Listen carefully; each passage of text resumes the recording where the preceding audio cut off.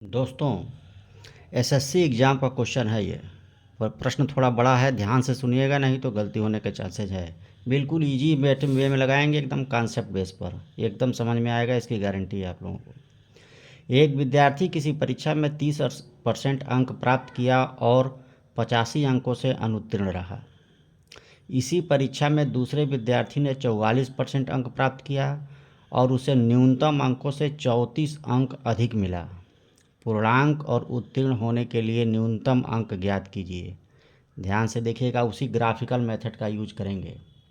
मान लीजिए हमारी एक लाइन थी, ये परीक्षा 100% नंबर की थी।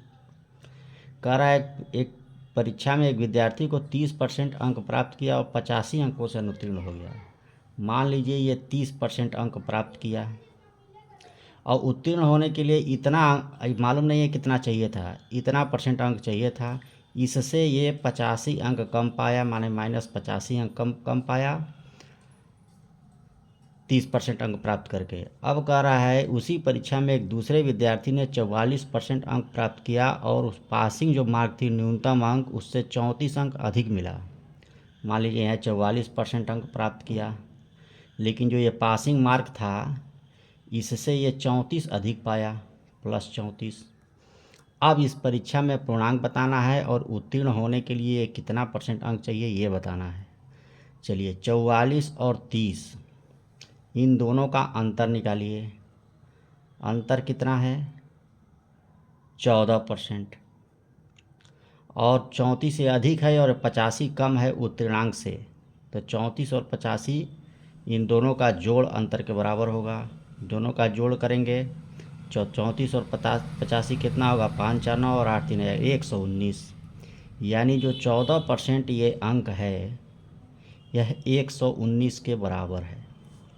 यानी 1% जो होगा 119/14 के बराबर होगा।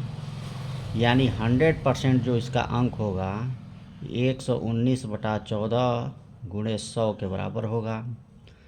14 से काटेंगे, 14 8 112, 7 70 हो जाएगा। 14 पचे 70, 8.5 आएगा। अब ये 8.5 में 100 का गुणा कर देंगे, ये कितना हो जाएगा? 850। यानी जो 100% अंक का ये परीक्षा जो है 850 अंक की थी। यह पूर्णांक तो हमारा निकल गया।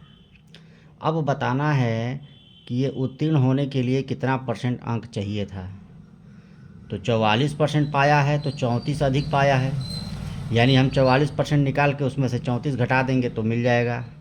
या 30% पाया है तो उत्तीर्ण से 85 नंबर कम पाया है, तो या तो 30% निकाल कर उसमें 85 जोड़ दें तो यहाँ हम पहुँच जाएंगे उत्तीर्णांक पर। चलिए यही करते हैं। पूर्णांक है 850, 850 का 30% निकालेंगे, 30%। 850 का 30% क्या होगा? 850 गुणे 30/100। और इसमें अगर हम ये 85 जोड़ दें तो उत्तीर्णांक पर पहुंच जाएंगे। ये 85, ये 0 से 0 कैंसिल, ये 0 से 0 कैंसिल। 85 गुणे 3, 3 5 15, 3 8 24 और 1 25। और इसमें हम 85 जोड़ दें तो 5 5 10, 8 2 10, 5 5 10, 8 2 10 और 1 11 और 8 2 10, सॉरी कहीं गलती हो रही है। हाँ, ये जो है 3 5 15, 3 8 24 1 25, ये 255 होगा। यानी 5 5 10 की 0, 8 5 13, 1 14 की 4 और 2 और 1 3, 340। ये जो परीक्षा जो है उत्तीर्ण होने के लिए कितने नंबर चाहिए था? 340। और ये क्या होगा? पूर्णांक होगा। यही दोनों आंसर पूछा जा रहा है कि पूर्णांक करो कितना होगा। तो है ना, यूग्राफिकल मेथड से। Thank you for watching.